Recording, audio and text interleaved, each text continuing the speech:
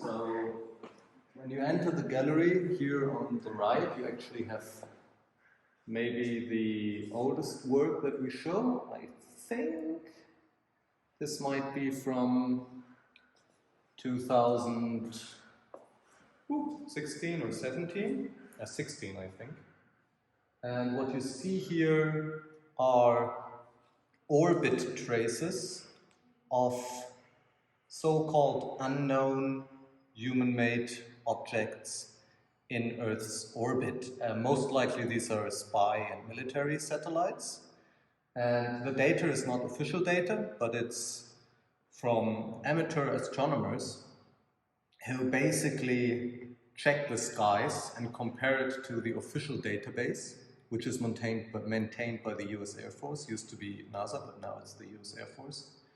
And if there's an object that they see in the sky, but they don't see this in the official database, they first of all try to calculate the proper orbit, the so-called two-line or three-line element data set, which is basically more or less based on Kepler's orbit mechanics. And they do this very well and very professional for various reasons. This is quite an interesting, this community has a super interesting history.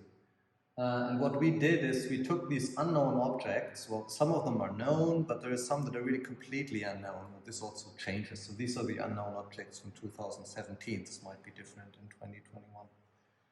And what we do is we basically take a virtual long-term exposure of 100 days. So we take the trace of 100 day of each object. There are 52. We just exhibit 48 right now. And then we laser engraved them in black anodized aluminum plates, which is also both the material itself, but also this engravement technique is something that is used generally within the industry, but also within the space industry. So it was kind of nice. And it gives you this really nice contrast. If you go really close to them, you can actually see that the laser itself is very, very, very tiny, and you get very interesting effects when it draws over the same area for multiple times. And of course, this anodized black is really, this has this very matte black feeling. And here in the gallery, it's really nice because there are very high walls. So we were able to have this huge